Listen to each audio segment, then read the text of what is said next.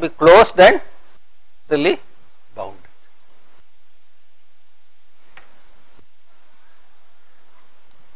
Okay, so now look at very simple examples in R first. That is the first thing. Then we will come back to more examples when we develop functionality a little bit more. Okay, so now let us look at a remark first. In particular, if you are looking at the real metric space, total boundedness is the same as bounded. The boundedness and boundedness are same. So a set is compact if and only it is closed and bounded. So in the real line, so in R we know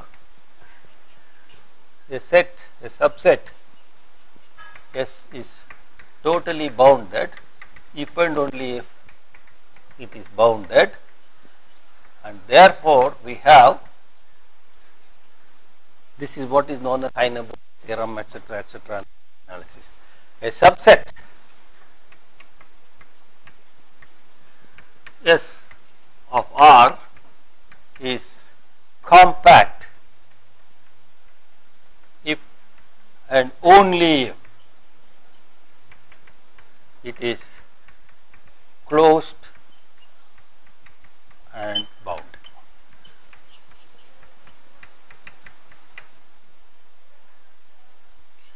So that is a characterization of compact sets. In the real line, closedness and boundedness characterizes compact sets. In a general metric space, the boundedness has to be lifted out to total boundedness. Closeness and total boundedness characterize compact sets. Let us look at some simple examples now in R. Now that we have this weapon in our hands, we know what is meant by compactness on the real line.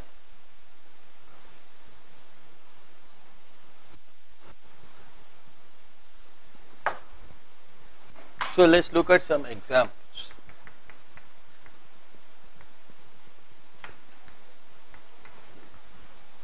First of all, we will see R itself is not a compact. R is not compact.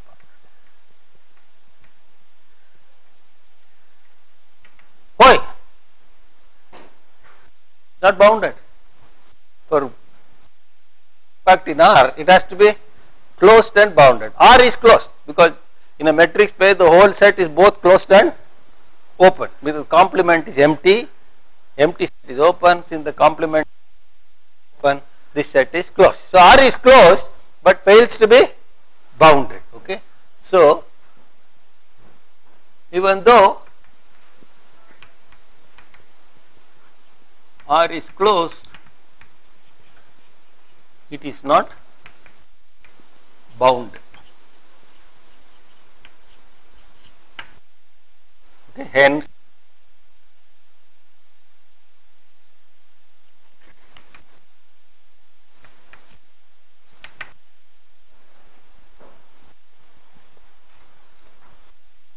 now in the language of open sets, therefore there must be at least one open cover for R which cannot be reduced to a finite subcover. So therefore, hence there are many, but there must be at least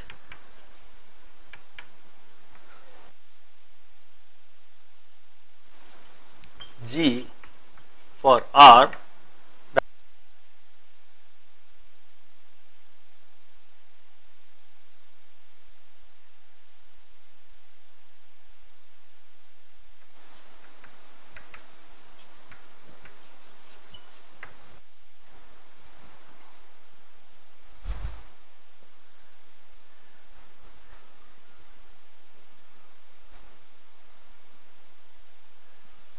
For example, so consider Gn to be the open interval minus n. Okay. So Gn is an open set for n equal to 1, 2, 3, etc. Now let G be the collection of all these Gn's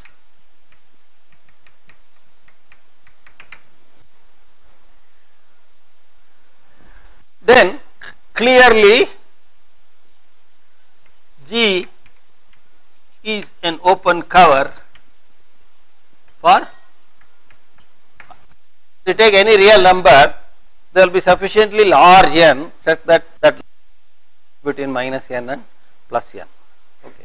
Take the integer which is big and take, if it is positive, take the integer bigger than that and take minus n to n.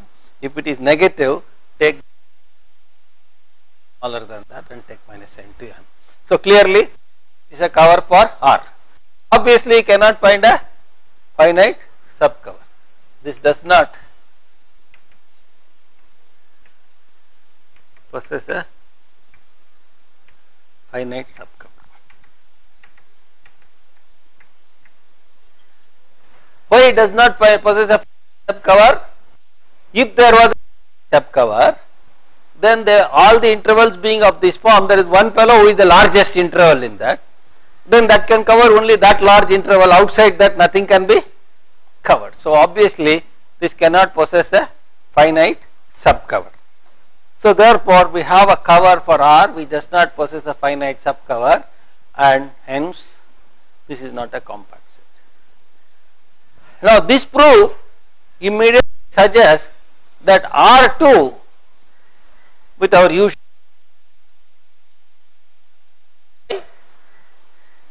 this minus n can be thought of as the open ball of radius m about the point origin 0. Similarly, in 2 dimension, you take all disks of radius n about the point origin, contain a finite subcover. In 3 dimension, we contain all the balls. Similarly, in n dimension. So analogously, in Rn, okay, for the time being I will just put L2 n R.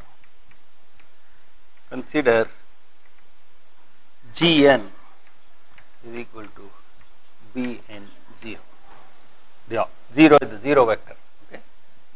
Bm0, then G equal to Gn n equal to 1, 2, etc. is an open cover having no finite subcover.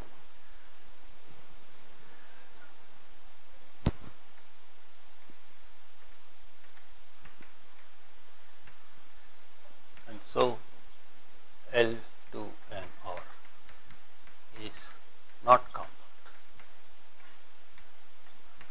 And similarly L2nC is not compact. Same argument.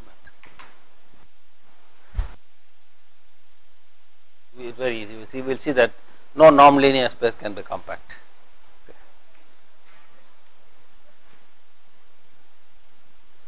Okay. So that is the first example. See, therefore now we will see, even though the big universe is not compact, there are universes inside which are compact. There are subsets which are compact. So now consider the set S, the closed interval 0, 1 in R. Now it is closed and it is bounded,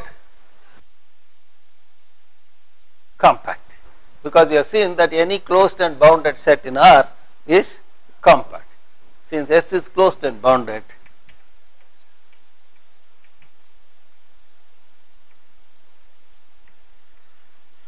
S must be compact.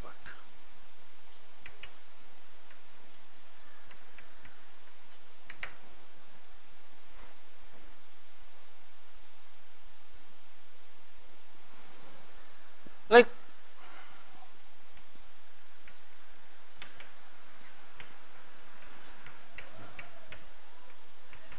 Consider this interval. Compact? Yes or no? Is it closed? No. So therefore it cannot be compact. So not compact, though it's bounded. This is bounded, but not closed and hence not compact.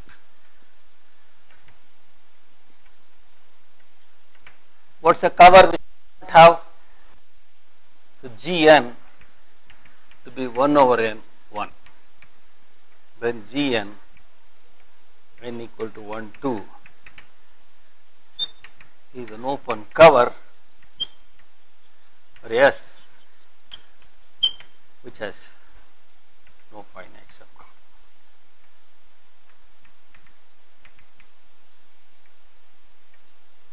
Okay. Same argument as before, you can go only up some 1 over n, and between that 0 and 1 over n nothing will be covered. Similarly,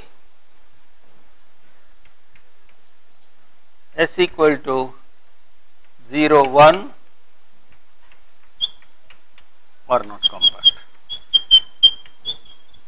They are bounded but not.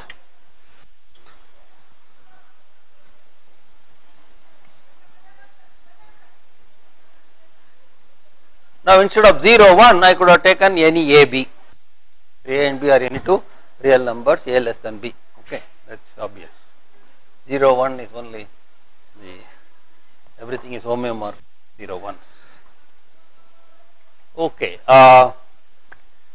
One more example I will give you. Let us consider all the numbers, all real numbers from 1 onwards. Okay, this is the set of all real numbers such that x is greater than or equal to. Is this set closed? Yes or no? It is closed because its complement is open. Therefore, it is closed. So, this is closed now, but not bounded, and therefore, S is not compact. Okay. Again, consider Gn to be, for example, minus 1 to n. Okay. Then Gn n equal to 1 2 etc. covers S but has no finite subgroup.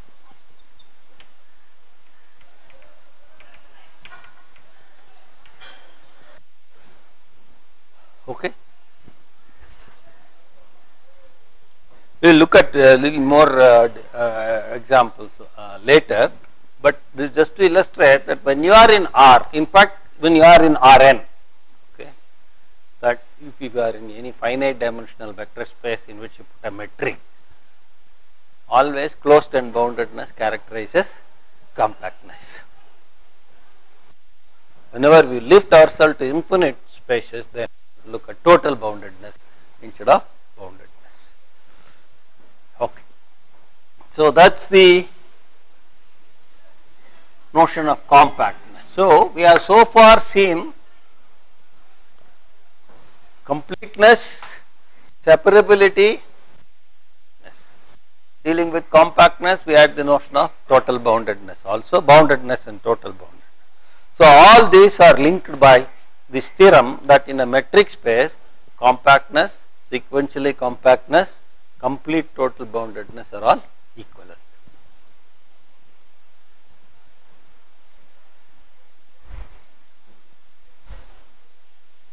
I am now going to introduce one last notion in metric spaces, which is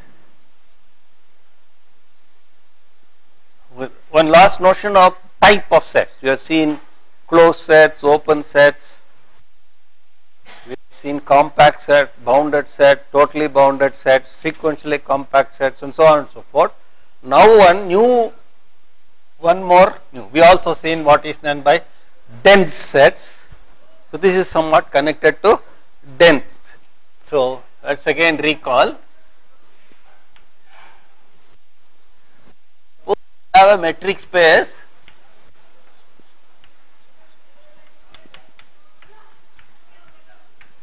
and we said a subset is dense if wherever you go you can find them. Okay, so that's what is meant by everywhere dense. Now I should have to be very careful. D, a subset of X, is said to be, I will not, but whenever I say dense, I mean everywhere dense. Dense in X, if wherever you go, you will find point. In other words, you take any point and draw any open ball around it or whatever radius, there will be a point of D sitting inside. Okay, so we'll put it in many ways. Okay, one, for every X in X row and for every epsilon positive, B epsilon X with any radius, any center, and with any radius, you take the fellow inside. In other words, everybody as closely as possible. Okay. That is, for every open ball BRX in X row, BRX intersection S is D is non-empty. This is what is being meant. Wherever you go, you will find it. You will find those fellows. This is what dense means. What is meant by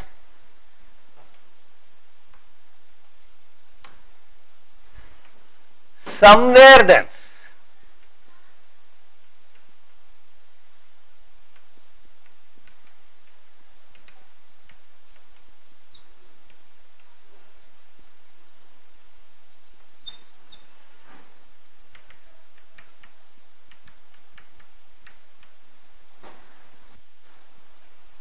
There is some place where whatever you do, they are there. What does that mean? There exists an open ball such that whatever smaller open ball you choose inside, there will be D points in that. So therefore, this means if there exists, here it was for every, there exists a BRX in X row such that for every BR1 X1 contained in BRX, BR1 X1 intersection S is non-empty. There is a small P in which wherever you go you will find S elements.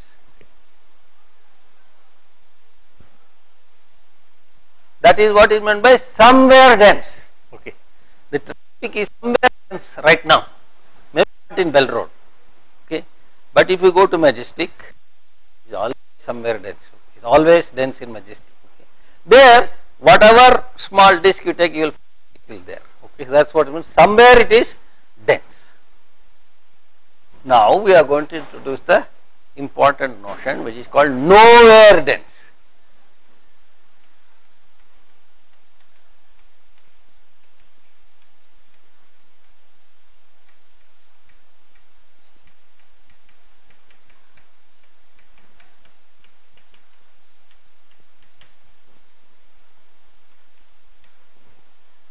What does it mean? Whichever Bangalore you go, there will be some part where there is no traffic. Okay, that is what is meant by nowhere dense. That is, wherever you go, you can avoid them. So therefore, if for every BRX, wherever you go, there exists a BR1 X1 in BRX such that BR1 X1 intersection S is empty. So that is, you go anywhere, any typical place is open ball, you go anywhere, inside that there is a small patch oasis there. You can avoid these pests and live peacefully. That portion will have no points of S. Wherever you go, there is a small patch which is free from these pests. Then it is called nowhere dense. So dense, somewhere dense, nowhere dense. Okay. So these nowhere dense sets, let me give you some examples.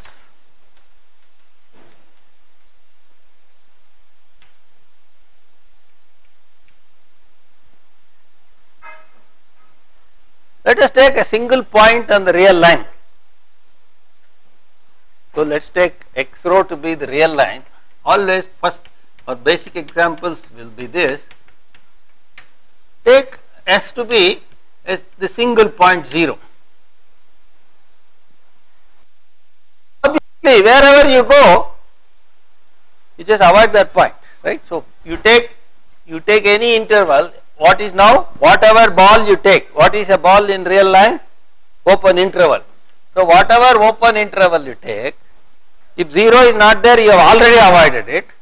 If 0 is there, you can avoid it in a smaller portion. No problem at all. Okay, wherever you go, you can avoid. So it is not necessarily 0, it can be any A. Singletons are nowhere dense. If I take 2 points, that is also nowhere dense. If I take a finite number of points, that is also nowhere dense. Okay. So now we have S is nowhere dense. Similarly, I will write NWD. Similarly, any finite set is nowhere dense. But this does not mean any countably infinite set will be nowhere dense. We already know that there are dense. Cannot make any conclusions one way or the other about, but there are. Let me make this point and I will explain examples a little later. Okay, but there are one countably infinite sets which are dense, and also uncountably infinite sets which are nowhere dense.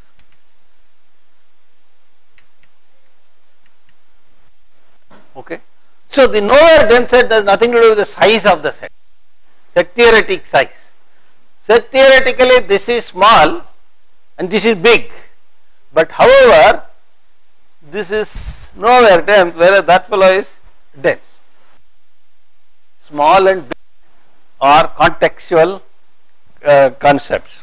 Here in the topological concepts, nowhere dense is small, but that small does not mean countably infinite, uncountably infinite. So a set which is very big in set theoretic thing, uncountably infinite, can be very small from a topological notion, nowhere dense. So one has to be, it's only a question of small or big, beautiful or ugly, is all in the beholder's eyes. Okay, so if you are a topologist, an uncountably infinite set also looks very small. It is nowhere dense. Okay, so one has to be very, very careful when one speaks.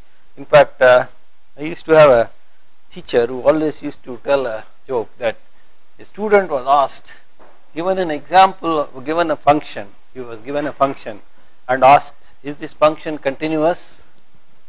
And the student was very sure that it was continuous, and then he said, absolutely sir, and he said, you are wrong, because the function was not absolutely continuous. There was another concept called absolutely continuous.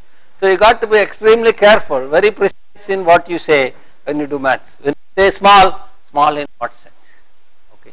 So there is the set theoretic cardinality small and big, topological density and nowhere density small, measure theoretically whether something is measured 0 or smaller measure than the other, theoretically how things compare. So there are different ideas of small and big based on the situation that you are dealing with. Okay, so now here this is a very fantastic example of Kant, who gave an example of a nowhere dense set which was uncountably infinite, and that example is itself is a source of several counter examples. What you thought was true will be proved untrue by that. Okay. So here have you heard of this Cantor's ternary set? Yes? No? So this is actually from the Cantor's ternary set. It can be generalized further, but I will look at it a little more in detail later. So therefore, we have this notion of nowhere dense, which could be very confusing. Okay. Now therefore, topologically, what nowhere dense means, the elements of the set are somewhat sparsely distributed. Vaguely, I mean intuitively we can think of that the elements of the set are sparsely distributed so that you can avoid them. Okay, that is the rough idea of the nowhere dense set. So therefore, now what we do is, what is we can build through this nowhere dense set. We have seen what we can build through open sets. Now we are trying, that is what led to notion of compactness and other things.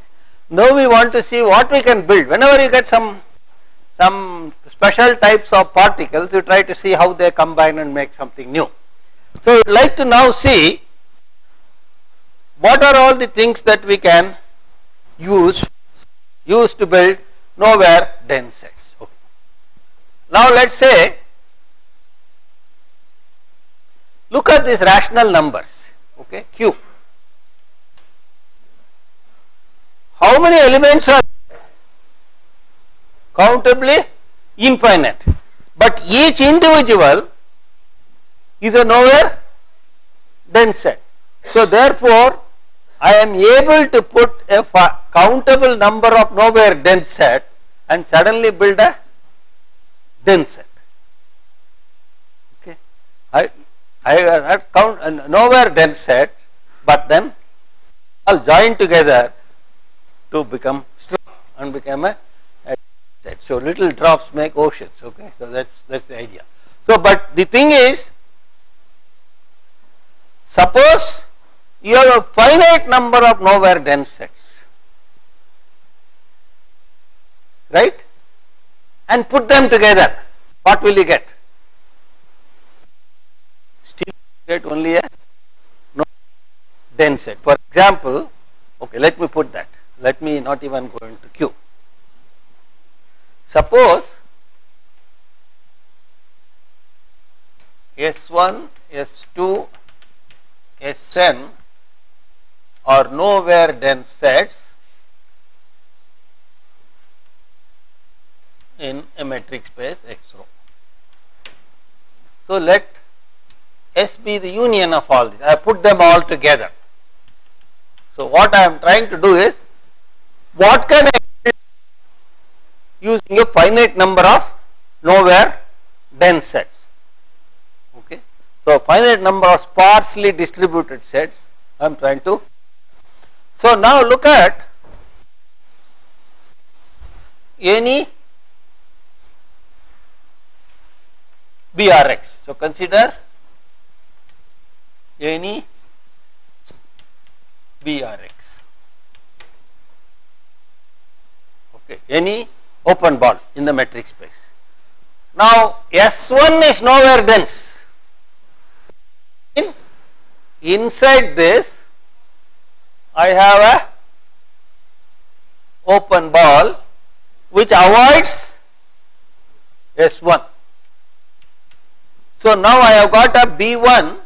So there is a B1 which is contained in BRX such that BR1 X1 intersection S1 is empty, because S1 is nowhere dense, right? Now I out the S1, I inside this, because S2 is nowhere dense, inside this there will be a smaller ball, which will avoid S2 points also. So there exists BR2 X2 contained in BR1 X1 which is itself contained in etc. such that BR2 X2 intersection S2 is empty, and obviously intersection S1 is also empty because already we have pushed S1 elements out. Now if I go on doing it, after finite number of steps, the radius is going down because it is only finite number, not go to 0, which is provided all this, okay. After n steps, we get B R n x n contained in BRX contained in such that BRN xn intersection S is empty or xj equal to empty for every j. Therefore, S is nowhere dense. We have completely avoided S. All elements have been avoided. Why does this not work for infinite things? Because each time the radius is getting smaller and smaller, we are going to do it infinite number of times, there is a chance that this will become 0 and you won't get an open ball. Okay. So therefore, when you put a finite number of nowhere dense sets, you are not getting anything new, you are still getting only an nowhere dense. Okay. So therefore, finite union of nowhere dense sets is nowhere dense, and therefore we now look at what we can get when we put the next level of union. After finite it is countably infinite. If we now put a countably infinite union, so now I am going to look at countably infinite union of nowhere dense sets. If I now take a countably infinite union of nowhere dense sets, the rational numbers already tell you are going to go out of the nowhere dense subproblem. You may even get a dense set. So therefore, when we put a countably infinite number of nowhere dense sets, there is a chance that new. So therefore, now we see what is it that we get what by putting together finite or countable. If you now put finite or countably infinite number of nowhere dense sets and you build something, such pieces are called the first level of my construction. They are called first category sets. Okay, this is the first time the notion of category is introduced. Okay, so now sets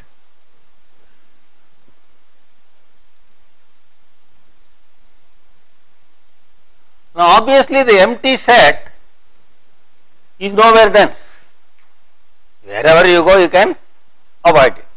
So therefore, you can think of a countable union of nowhere dense, finite union of nowhere dense, also as a countable union of nowhere denses by putting number of empty sets together. Okay. So therefore, our main aim is countable. Okay. So a subset S of a metric space X row is said to be of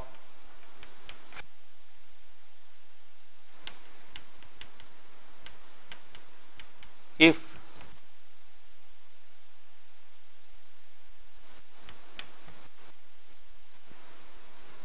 as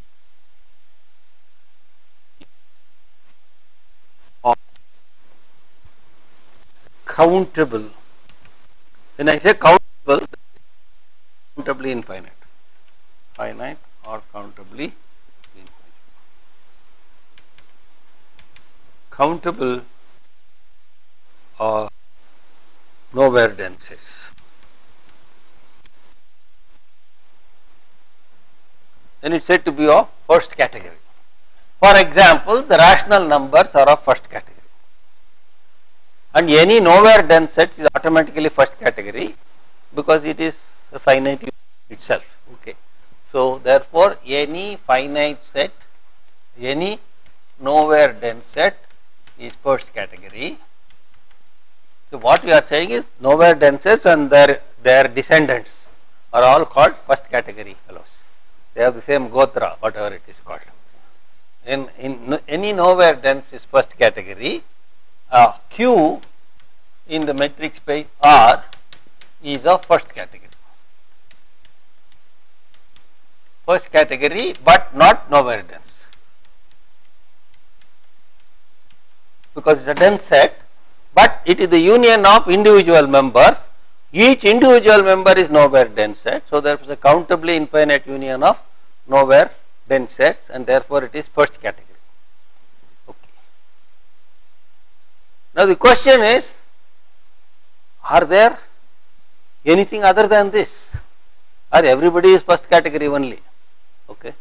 You put enough number of spars and fill up the whole space. So the question is, let us put it this way. Question is, the set of irrationals, say I, we will denote it by, of first category?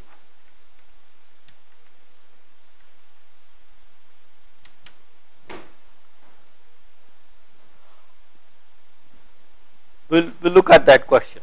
We will see that it is not, and therefore there are different types of fellows. They will be called second category. Okay. But at the moment we do not know whether there are second category sets at all. Right. So now suppose this is true. Suppose I is of first category. What does that mean? I is the union of AN, where AN are nowhere dense sets, because countable union of nowhere dense sets. But we also know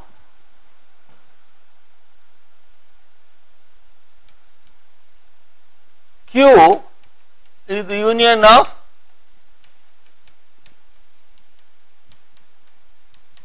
nowhere dense sets, right? So this is a countable union, this is a countable union. I put them both together, what will I get? Again a countable union of nowhere dense set. Therefore I union Q is the countable union of nowhere dense sets. But I union Q is all of R. We have taken the rationals, and therefore R is of first category.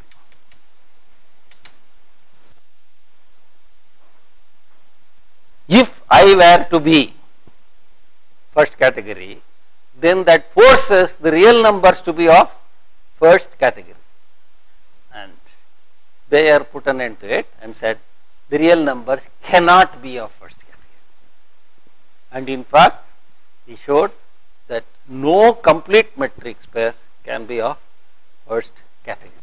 Okay. So that's the famous Bayer's category theorem, which has phenomenal number of applications.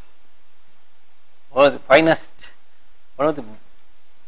finest theorems in analysis, which has given rise to many useful theorems in analysis. So Bayer's category theorem. It has very many general formats, but I am going to state only this. Okay.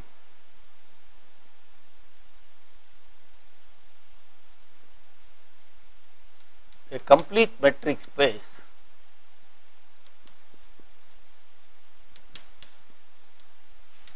cannot be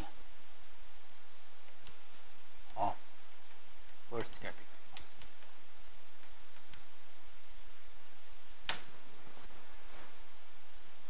And therefore we have to introduce the name that whenever something is not first category, it is called second category. That is, what What does that mean? That is, a complete metric space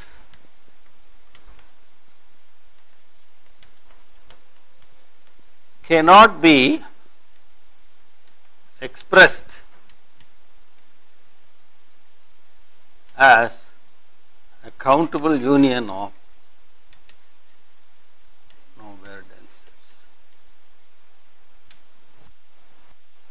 That is why the rational numbers had that defect, the limits were missing, because in other words what you say is, do not be over ambitious.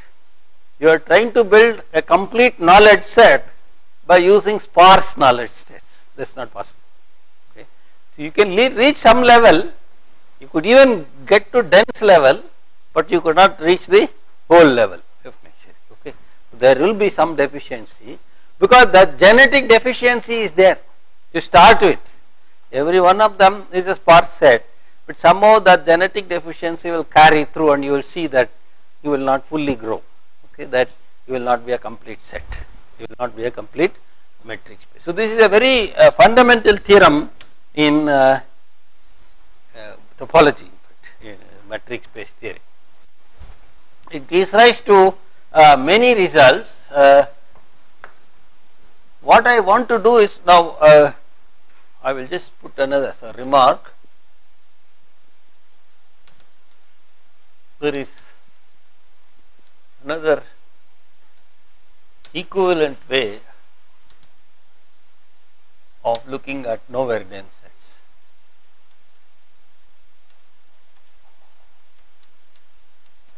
Okay.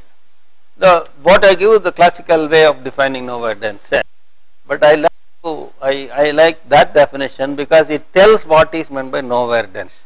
Wherever you go, you can avoid it. That is a very simple, intuitive definition. But we have a set S is nowhere dense if and only if you look at the closure and look at its interior, that should be empty. The closure should not have any interior. There are no interior points in the closure. Then we say it becomes a nowhere dense. That is another way of looking at it. To prove theorem, sometimes this is useful, but to understand the definition, this is useful. Okay. The interior of the closure must be empty. For the moment, I will hold the proof of Bayer's category theorem. It is very simple, basic application of Cantor's intersection theorem. Okay. You construct a sequence of closed sets whose diameter is going down to 0, and you get a point, and you say that if the metric space was expressible as a closed union, then I will produce a point which is outside that union, which is coming out of this intersection, and that will lead to a contradiction. So basic idea is, so basically Bayer's theorem is Cantor's intersection property stated in a different language. Remember Cantor's intersection property in a complete metric space, if sequence of closed sets whose diameter is, which are going down and whose diameter goes down to 0, the intersection is a singleton. So what we do is, suppose X is complete and X is the union of AN nowhere dense. Suppose it is possible, suppose the theorem is false, then you construct a sequence of these closed sets and get a point at their intersection and show that this point must be outside X. It is in X and it will be inside X, and that will lead to a contradiction. So that is the rough idea of, it is basically therefore Cantor's intersection theorem redone in a different language. So these are all the fundamental ideas that I will be using, one would need to really start doing a functional analysis. The notion of completeness, open sets, closed sets, completeness. The open sets, closed sets ideas are all topology, basic fundamental topological ideas. Then the types of sets that you would consider, compact, bounded, totally bounded. Then the ideas of separability, dense sets, nowhere dense sets, category. All these are the languages and the basic tools that one needs to do a functional analysis, and then when you will see many interesting things that come out. What I will do now is probably I will not prove the. There are some very interesting, funny things one can prove using.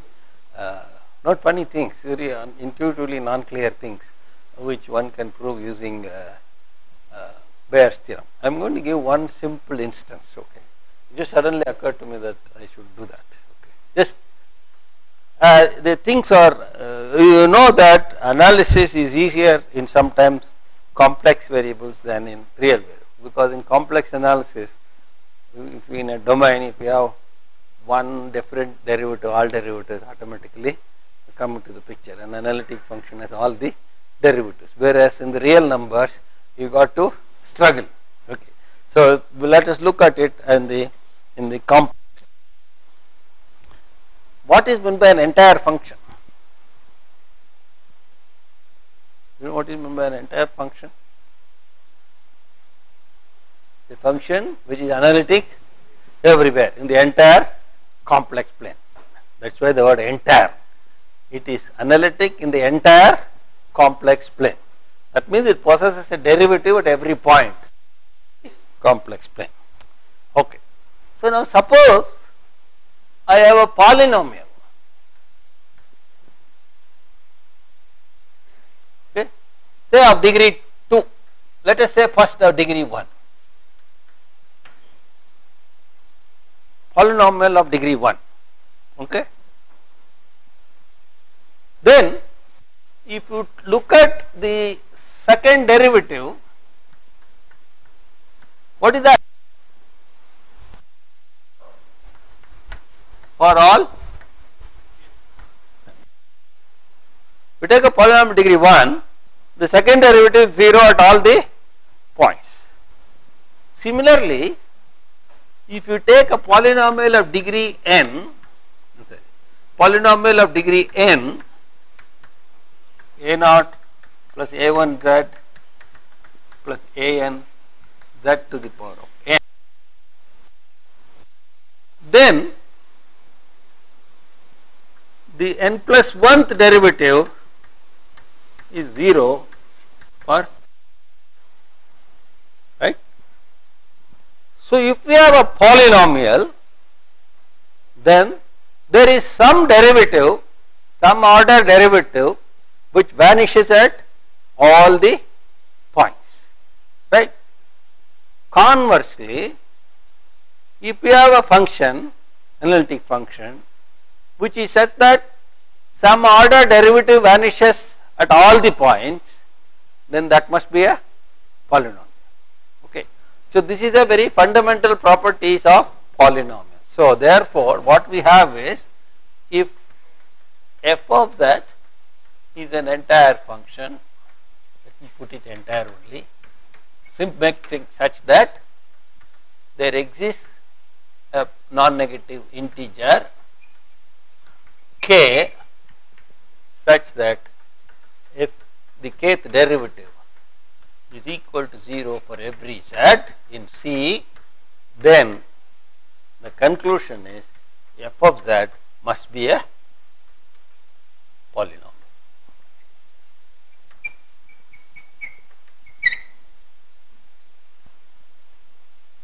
Okay, so this is the characterization of polynomials.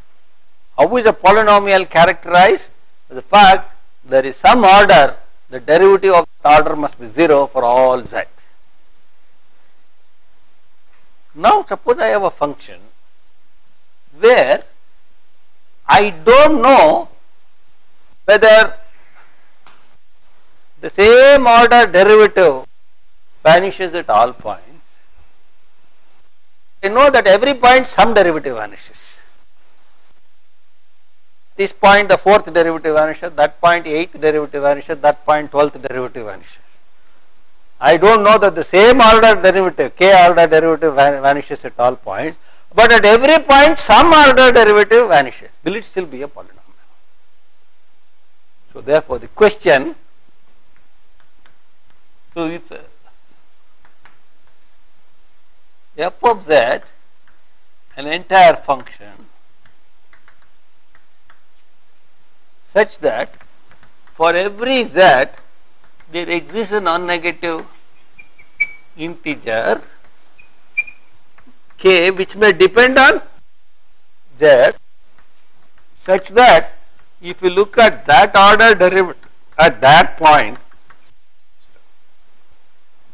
you get that? Here one fixed derivative vanished at all the points. Now all I know is I do some experiment, I find that at every point some derivative vanishes. Is f a polynomial? Is f still a polynomial?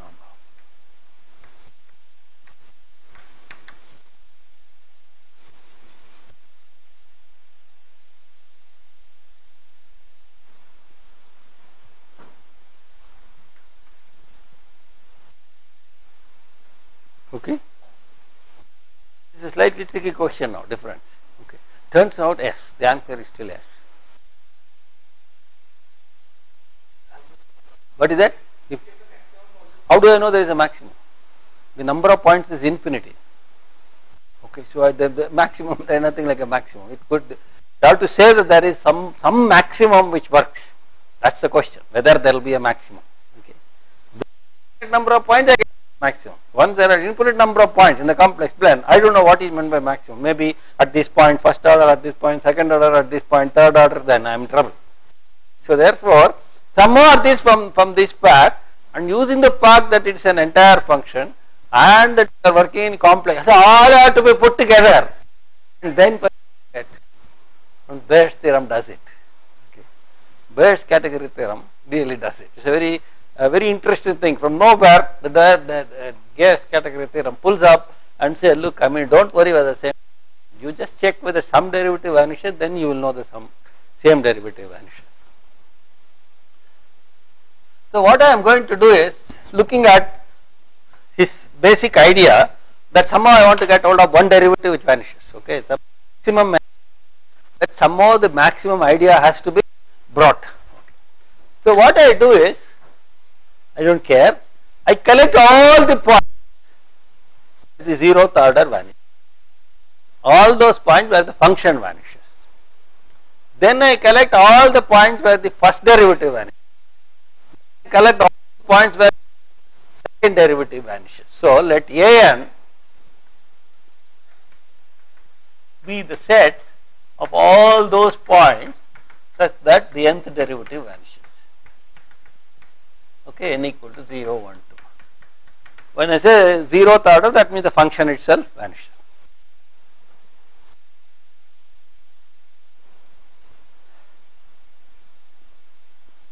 Now I consider the union of an over n.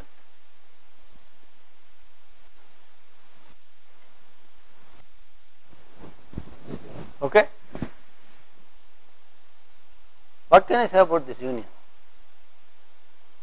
All of C, because at every point some derivative will vanish, so it will belong to one of the ans. So this is equal to C, the entire complex plane. Because for every z there must be one n where it must vanish. So therefore it will, every z at least one an. Okay.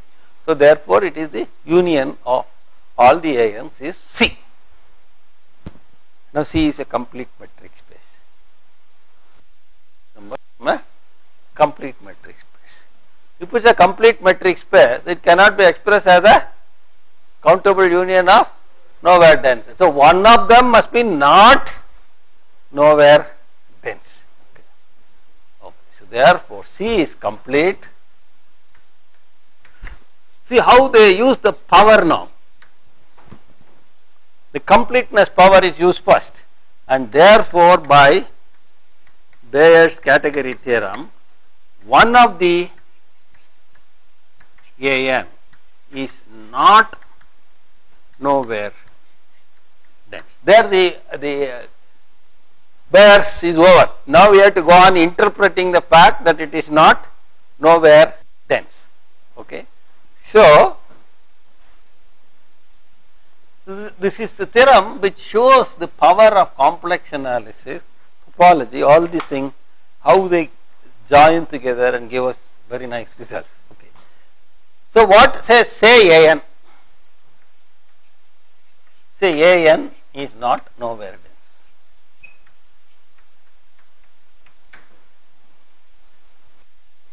Okay. Now I am going to interpret the fact that A is not nowhere dense. What is meant by nowhere dense? I said that one way of interpreting nowhere dense is the interior of the closure is empty. Not nowhere dense means the closure must have at least one interior point. Okay, that means therefore the AN closure interior is not empty because it is not nowhere dense. Nowhere dense means it is equal to empty, means it is not this, which implies there exists an interior point of AN closure. Now look at those sets AN. The roots of the nth derivative. These are all the roots of the nth derivative, the points where the nth derivative vanished. This is of the nth derivative. Since this analytic derivative is all the zeros of a continuous function. The zeros of a continuous. So therefore, ANs are closed. So this is the same as AN. Okay, that I will leave it to you. AN are all closed. AN are closed. We will see that again later, being the zeros of a continuous function. What does it mean to say that there is an interior point of AN?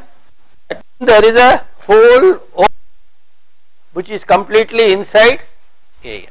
So what it says is, in the complex plane there exists some disk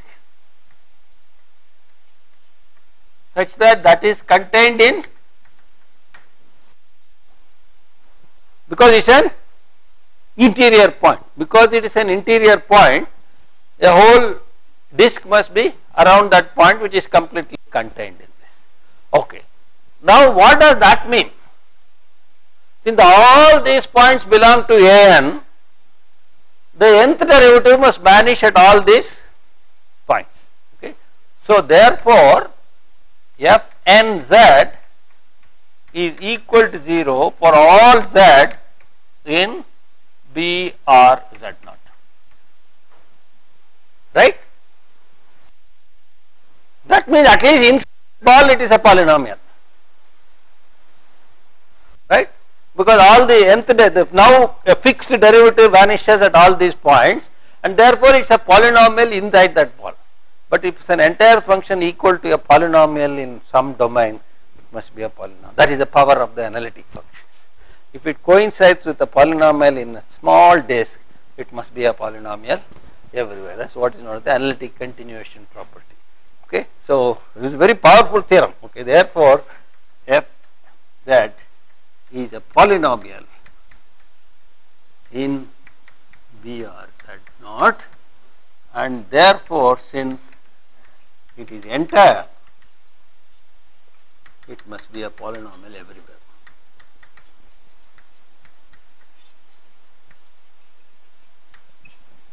And therefore, a polynomial. So it uses the fact, see, look at various properties that uses. It uses the fact that the zeros of a continuous function are closed. It uses the fact that C is complete. It uses the fact that a complete metric space cannot be union of nowhere dense sets. It uses the fact of an analytic function that whenever it is equal to another analytic function, then it must be same analytic function everywhere. Very sweeping usage of topological ideas of nowhere denseness and Bayes' theorem, properties of continuous functions, properties of analytic functions, and properties of entire function. Now try to prove the same theorem in the real number setup. It is still true, but the proof is very hard because this power of analytic functions is lost. See, here what I did was, the moment I knew that it was a polynomial in a disk, it is going to be a polynomial everywhere, but that is not going to be. So what will happen in the real line is that you will get that it is a polynomial in an interval, but it is a polynomial everywhere. So work is much harder, but it is still true. Even in the real number setup, this fact is true. The proof is easier. The proof is the same in the first step. Define this, use, in that case R is complete. Now we are using C is complete. We are dealing with real, R is complete. So you will get 1 nowhere then set, and instead of an open ball you will now get a interval in which it is polynomial. Now the real horror starts of the real line. In the real line, if some just, for example, I can have a function which is like this, the linear function, and then subsequently can do all kinds of funny things. You see, so it doesn't mean it's a polynomial. Again, decide to do exponential. So all kinds of things it can do. So in real line, just because it's in a polynomial in a piece, it doesn't mean the same polynomial everywhere else. However, in the complex case, it's much. So from this step onwards, see this part, this last part will take much harder work in the real. For us, it's so somebody there was a. If you are clever, you will do it in a. You are pulling up the problem to the complex numbers and then solve it, and the complex number come down to the real numbers. There is a famous saying which says that the shortest path between two truths in a real system is through the complex plane. Okay. It's like that. So whenever you are given a problem on the real line, any polynomial on the real line can be thought of as a polynomial in the complex variable. First lift it up and then get the fact that it is a polynomial there and pull it down that it's a polynomial. So that's another way of going through. But if you want number proof, it's very hard from that stage onwards. What you should do is, let us say we are working in 0, 1 or R, okay. Then what you will do, you will get one open interval in which it will be a polynomial. That disk will be replaced by this. Now you have got to work with these two pieces. Now in each one of these, because the closed bounded set is a complete metric space, you will get a polynomial. So like that you will get a number of pieces of open intervals. In each one of it may be a different polynomial. Now somehow you have got to patch them all and get one polynomial. That part is the hard part, which is again like a Cantor type argument. Okay, so there will be a Cantor like argument that comes into the picture. So this is not the Bayes category theorem has some very phenomenal applications. You will see a number of applications in functional analysis itself. The important thing is a complete metric space cannot be built by sparse sets of the type nowhere then set. So these are common sense ideas, but they are finally take their mathematical shape. Okay.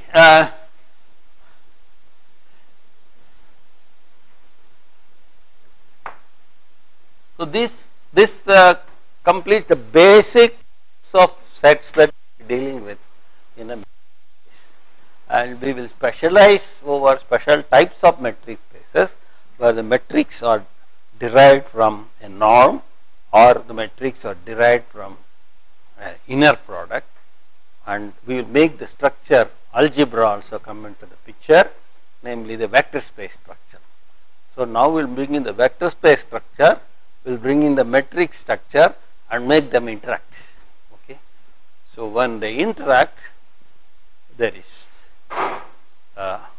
good news, and there is a lot of flowers that blossom in that, and that is what functional analysis is. Okay. So basically, therefore, if a person is doing only algebra, he is not seeing the geometry. Topology is like geometry, neighborhoods, walls, open spheres and things like that. Okay. So he is not seeing the geometry. But a person, if he is doing topology, he is not bringing the vector space structure and all these things. He is not seeing algebra. Okay. The analyst is one who makes the marriage between topology and algebra, and then one of the big thing that evolves out of it is the subject of functional analysis. So functional analysis is a subject that evolves out of the marriage of algebra and topology. Okay, an algebraist, a pure algebraist may not like to marry topology. A pure topologist may not like to marry algebra, but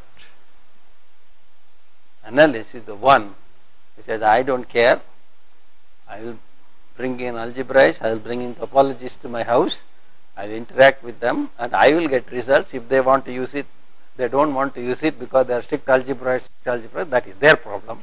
My problem is solved, because now if I can use both these ideas, I get many things going through.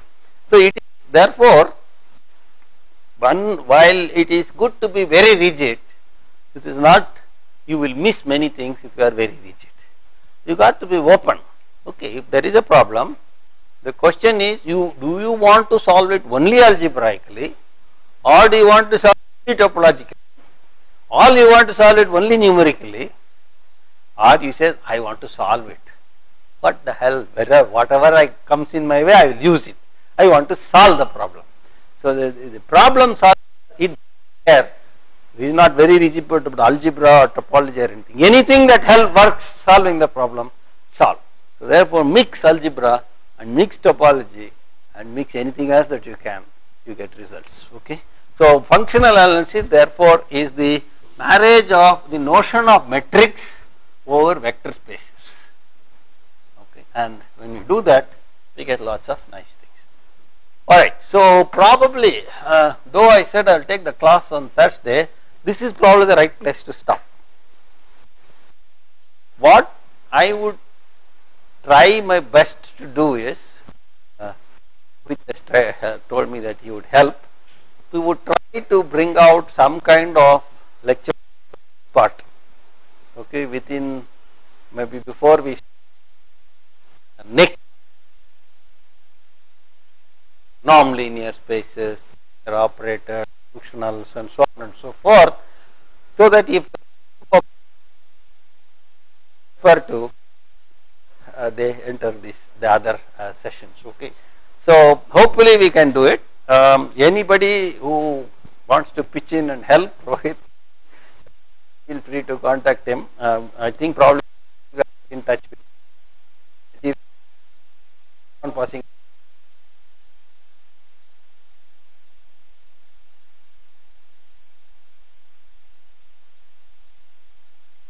Shape. In the meantime, whatever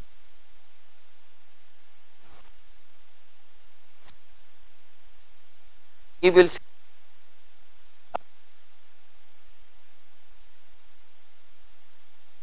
who are